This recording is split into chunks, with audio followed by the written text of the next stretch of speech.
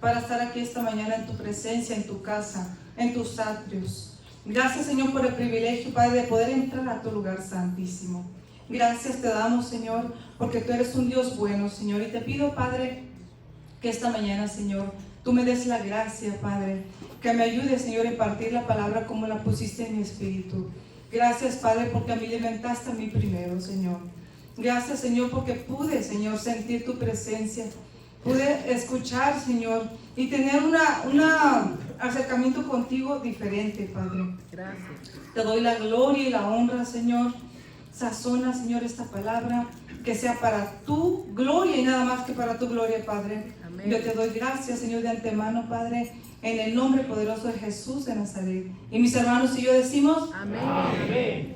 amén y amén. ¿Cómo estamos, hermanos? Amén. Ay, hermanos, si supieran la noche que pasé. Gloria a Dios. Aleluya. Hermanos, Aleluya. si me pongo a contarles se sorprenderían. Pero el Señor sabe, el Señor vio, y le doy gracias. Gracias porque estamos todos completos, porque estamos sanos. Gracias a Dios por cada uno de ustedes y por cada uno de sus hijos. Damos gracias a Dios porque cada día, gracias, Señor, porque ahí está. Amén. Ahí está. Y esta es una de mis peticiones, que no permita que me toque partir sin ver mi descendencia completa y sana para su gloria. Amén. Ese es mi anhelo. Mis hijos una vez me preguntaron, ¿qué sería si pudieras, si viniera Dios y te dijera, o viniera alguien y te dijera, pide lo que quieras, yo te lo voy a conceder? Mi familia salva. Amén. Esa fue mi petición. Amén. Eso es lo que yo quisiera ver a cada uno de mis hijos, Amén. mis nietos, mis bisnietos, mis futuras nueras, mis futuros yernos, sirviendo al Rey de Reyes y Señor de Señores. Amén. Así Esa es. es mi petición. Y esta mañana el título me dio el Señor, se llama Acerquémonos pues confiadamente. Aleluya. Y me gusta estudiar la palabra confiadamente. ¿Y qué es cuando algo es bien confiadamente? Dice que cuando tienes una confianza, una seguridad, que estás convencido, que estás seguro de no tener ningún temor, sentir alguna duda o alguna incertidumbre, estar bien tranquilo Amén. y libre de toda ansiedad. Amén. Cuando tú estás en esa etapa o en esa persona o en esa situación, te puedes acercar confiadamente, ¿verdad? Aleluya. Un adverbio de ello es a ojos cerrados, así le decimos también, ¿verdad? Y creo que como humanos está bien difícil, ¿verdad? Bien difícil. Yo creo que estaba analizando, digo, ¿cuándo fue cuando yo me sentí así, totalmente confiadamente con alguien? Quizás de pequeña, con mis papás, ¿verdad? Quizás con nuestros papás, con nuestras mamás, así nos sentimos de niños por la inocencia. Esa es la característica que tiene la inocencia del niño, que no tiene maldad, que no tiene inseguridad, que no tiene miedo, que no tiene, sabe que su mamá, su papá es su todo, que lo van a proteger. Lo que diga el papá o la mamá, a ojos cerrados, el bebé, el niño, le cree, ¿verdad? Y entonces conforme vamos creciendo, estaba analizando que va cambiando eso, va cambiando y ya vamos viendo diferente incluso a nuestros papás. Ya no nos acercamos tan confiadamente, pero ya, y puede ser por varias características. Una, que ya papá o mamá ya no está tan accesible, ya anda corriendo, ya anda esto, ya anda lo otro, está ocupado, está en el afán de la vida. Fue mi caso, mamá siempre estaba corriendo y siempre estaba trabajando. Y entonces yo como pubertita, adolescentita, luego me acercaba, mamá, te quiero platicar algo. Y, no, ahorita no tengo tiempo. Y se iba. Y dice, bueno, pues ya no le platiqué, ¿verdad? Y entonces esa era ¿cuándo era puberta? Adolescente, para los que no saben. Y ese era, entonces, pues por eso no me podía acercar a mi mamá, ¿verdad? Otra condición es como nosotros mismos. Ya no me acerco a mi mamá o a mi papá o a mi ser de confianza por cómo yo me siento. Ya empiezo a ver, a tener maldad, a tener malicia, a tener pensamientos pecaminosos, ya empieza a crecer el pecado en mí, ¿verdad? ¿Por qué? Porque somos de una carne, ¿verdad? Somos hijos del pecado, ¿verdad? Entonces, al bebé no le enseñan a pecar, el bebé nace con el pecado, ¿verdad? Y conforme va creciendo se va desarrollando ese pecado hasta que ese niño o niña crezca y tenga la conciencia de decir, estoy en pecado, y entonces voltear su camino, y entonces, ¿verdad? Pero mientras, pues andamos en pecado. Entonces, conforme vamos creciendo, ya vamos viendo, ya no nos acercamos tan confiadamente a mamá o papá, por como ya, pues ya, quizás ya siento culpa, ya siento vergüenza, ya siento miedo, ya siento inseguridad, siento desconfianza. ¿Se acuerdan de Adán y Eva, verdad? Cuando comieron el fruto prohibido, que luego lo primero que hicieron, empezó la vergüenza, empezó la culpa, ¿verdad? Entonces, entonces fue cuando Dios se dio cuenta, esto ya no está, ya no tienen su corazón limpio, ya no tienen sus ojos limpios.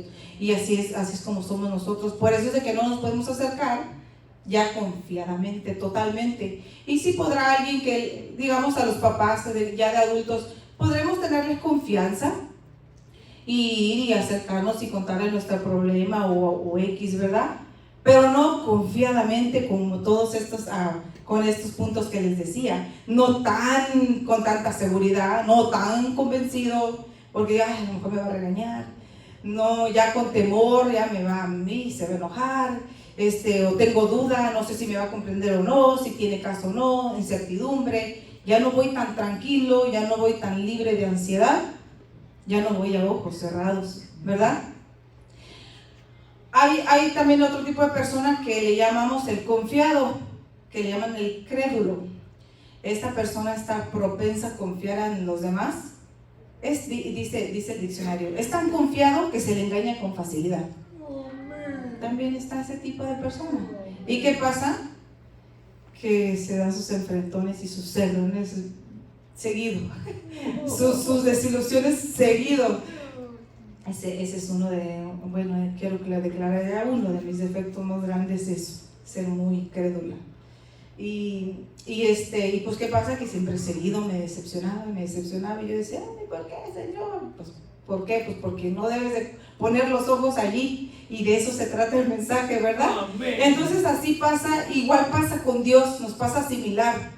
¿Qué pasa? Que no nos podemos acercar confiadamente, no porque Dios no sea merecedor, sino por la condición que traemos nosotros, que es que no nos podemos acercar confiadamente. Y para eso vamos a leer Hebreos 4, 14. Aleluya. Y del 14 al 16. Y cuando la persona es crédula, pues como le decía, ponemos a veces y hacemos a veces, invertimos, creemos más en la persona que en Dios muchas veces, y está terriblemente, o sea, no que no creamos más en la persona que en Dios, pero a veces de Dios dudamos y a veces de las personas no dudamos, y ahí es donde estamos bien equívocos, ¿verdad? Entonces 4:14, la palabra del la palabra del Señor se lee en el nombre del Padre, del Hijo y del Espíritu Santo. Dice, por tanto, teniendo un gran sumo sacerdote que traspasó los cielos, Jesús el Hijo de Dios, retengamos nuestra profesión, porque no tenemos un sumo sacerdote que no pueda compadecerse de nuestras debilidades, sino uno que fue tentado en todo según nuestra semejanza, pero sin pecado. Acerquémonos, pues, confiadamente al trono de la gracia para alcanzar misericordia y hallar gracia para el oportuno socorro. Aleluya. Amén. ¿Se fijan? Y ahí es donde el Señor les dice, acerquémonos pues confiadamente. Y dice que por qué, entonces esta mañana quiero ir por qué tenemos que acercarnos confiadamente al Señor, al trono de la gracia, porque es nuestro sumo sacerdote, ¿verdad? Y eso desde el 2:17 nos dice Nos dice porque por lo cual debía ser en todo semejante a sus hermanos para venir a ser misericordioso y fiel sumo sacerdote en lo que a Dios se refiere para expiar los pecados del pueblo. Ya estaba así, ese era a lo que él ha sido enviado, ¿verdad? Para expiar nuestros pecados, ¿verdad? Y cómo, no como lo hacían antes, no como los otros sacerdotes que teníamos que entrar una vez al año y tenían que purificarse, porque miramos, ¿verdad?, cómo nos habla la historia de la palabra, ¿verdad?, que si no eran santos, ellos morían ahí adentro, ¿verdad? Y entonces el Señor, después de que murió, porque en la tierra no fue declarado sacerdote, cuando Él murió vino a ser nuestro sacerdote para hacer expiación de nuestros pecados, dice. Y luego dice en Hebreos 3:1, dice: por tanto, hermanos santos, participantes del llamamiento celestial, considerad apóstol y sumo sacerdote de nuestra profesión, Cristo Jesús. Dice que es de nuestra profesión. Dice que también dice en el 4:14, habla bien claro que cuál fue la diferencia entre este sacerdote y los sacerdotes de antes. Ellos traspasaban nada más el velo del lugar santo, el velo del lugar santísimo, y hasta allí. Pero el Señor dice que traspasó los cielos. Amén. El velo fue rasgado, ese fue abierto, y el Señor no traspasó ningún velito, no, Él traspasó los cielos, y por eso es que es nuestro sumo sacerdote, ¿verdad? Amén. Entonces ahí nos habla de su divinidad, de su deidad, que Cristo no solo abrió el velo, ¿verdad? Entonces imagínense, es nuestro sumo sacerdote. Él vino para que nosotros pudiéramos ser limpios de nuestros pecados. ¿Cómo no acercarnos confiadamente? En Hebreos 9, 24 y 25 dice: porque no entró Cristo en el santuario hecho de mano, figura del verdadero, sino en el cielo mismo, para presentarse ahora por nosotros ante Dios, y no para ofrecerse muchas veces, como entra el sumo sacerdote en el lugar santísimo cada año con sangre ajena. ¿Se fijan? Así que fácil, ¿verdad?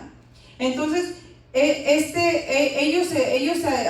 dice, él no lo hizo con sangre ajena. Los sacerdotes tenían que usar la sangre del cordero, ¿verdad?, para la expiación de los pecados del pueblo. Y él dice, y no para hacerlo muchas veces, ya no más, no cada año, ya no más. Una última sacrificio puro, perfecto, con la ofrenda perfecta, con el Cordero de Dios inmolado, que dio su vida por nosotros. Imagínense, hermanos, los sacerdotes usaban sangre ajena, el Señor usó su misma sangre. Aleluya. ¿Verdad? Y entonces por eso es nuestro intercedor.